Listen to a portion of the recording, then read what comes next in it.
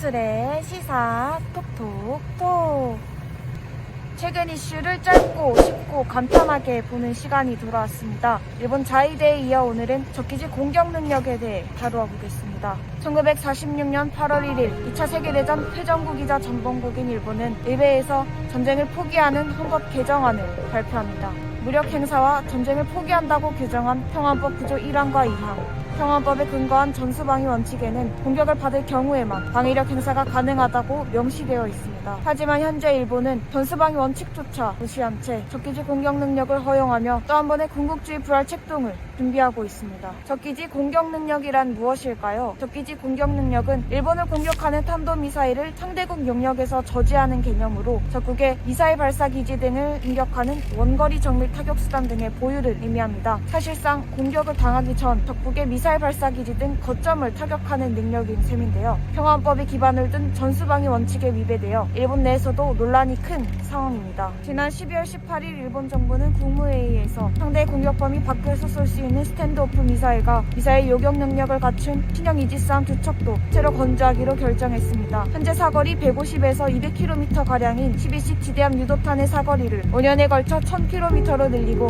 여기에 레이더망을 피할 수 있는 스텔스 성능도 부여할 계획이라고 합니다. 이를 위해 일본은 총 5년 동안 335억엔, 하나로 약 3,490억 원을 들일 예정이라고 하는데요. 사거리가 1000km로 늘어나면 일본에서 북까지 공격할 수 있는 수준이며 발사 위치에 따라 중국까지도 도달할 수 있다고 합니다. 일본 관방장관 가토 가스노부는 12식 지대함 유도탄의 능력 향상은 자위대의 안전을 확보하면서 상대의 위협권으로부터 대처하는 일본의 방위 능력을 강화하는 차원이라며 이른바 적기지 공격 목적이 아니다라고 말해 더 큰 분노를 불러오고 있습니다. 일본 정부는 이번 결정으로 사실상 적기지 공격 능력 보유를 결정한 셈인데요. 적기지 공격 능력 보유를 명문화하지는 않았지만 일본이 군국주의 부활에 발동을 걸고 있음을 알 수 있습니다. 선제 공격이 가능해진 일본이 공격 능력을 키우게 되면 일본의 총과 칼은 누구를 겨누게 될까요? 우리는 역사 속에서 그 답을 찾을 수 있습니다.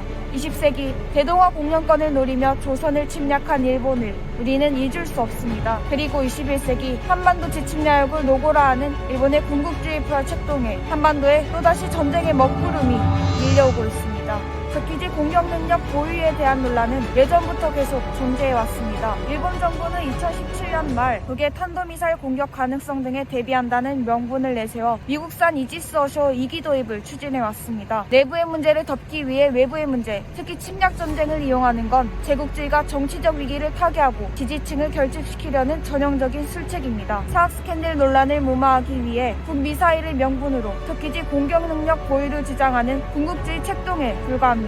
2021 방위백서에는 올해 처음으로 북의 일본 공격 능력 보유를 명시하며 적기지 공격 능력 보유를 정당화하기 위한 명분 쌓기에 공을 들이고 있습니다. 하지만 배치 후보지로 거론된 아키타현, 야마구치현 주민들의 격렬한 반대로 2020년 6월 15일 일방위상 고노다로는 비용, 시기, 기술 문제 등을 고려해 이지스 어쇼 도입을 중단한다고 밝혔습니다. 결국 12월 18일 적기지 공격 능력을 보유하기로 결정하며 군국주의 부활에 속도를 내고 있습니다. 일방위상 고노다로가 자신의 트위터에 게시했던 사진에는 일군국주의 상징인 우길기와 한반도 지도가 걸려져 있었습니다. 일방위상이 집무실에 우길기와 한반도 지도를 같이 걸어놓은 것만 보아도 일본의 한반도 지침야욕을 엿볼 수 있습니다. 끝을 모르고 전속력으로 내달리고 있는 이래 군국주의 부활 책동에 평화를 사랑하는 우리 민족을 넘어서 전 세계 민중이 일어서야 할 때입니다. 일본을 비롯한 제국주의 세력은 지금도 끊임없이 전쟁의 위기를 고조시키고 있습니다. 떠다니는 군사기지라 불리는 항공모함이 일본 해역을 중심으로 모이고 있는데요. 현재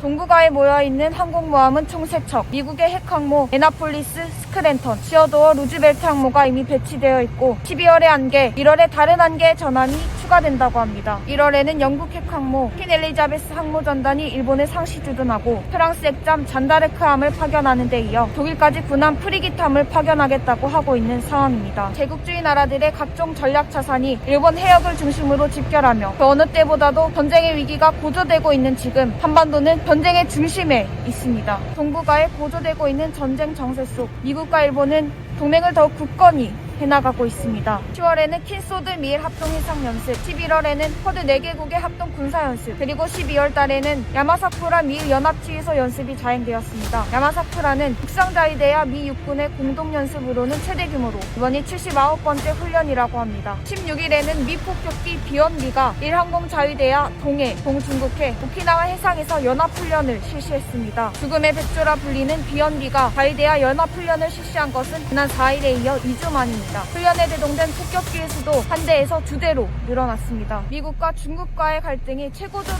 치닫고 있는 현 시점에서 미국은 일본과의 군사적 결탁을 강화하며 전쟁 연습을 계속해서 벌여가고 있습니다. 전쟁 정세 속 전쟁 연습을 벌이다 군사적 갈등이 더 고조되면 전쟁 연습이 실제 전쟁으로 변모할지도 모르는 상황입니다. 제국주의의 최고봉인 미국의 주도로 전쟁 위기가 고조되고 있는 지금 우리는 제국주의를 규탄하는 투쟁에 한 목소리로 나서야 합니다. 제국주의는 결코 그냥 물러나는 법이 없습니다. 35년간 조선을 점령하며 조선 민중들을 개보다 못한 취급을 하던 일군국주의는 그냥 물러나지 않았습니다. 일군국주의는 조선 민중들의 해방을 위한 가열찬 투쟁으로 그 끝을 보았습니다. 일군국주의가 군사대국화에 열을 올리며 한반도를 다시 침략하겠다는 망동을 보이고 있는 지금 우리는 일제강점기 시기 무엇 하나 가진 것 없이 오로지 민족과 민중을 위해 일떠선 항해 투사들을 생각하며 다시 한번 뜨거운 투쟁으로 일군국주의를 규탄하며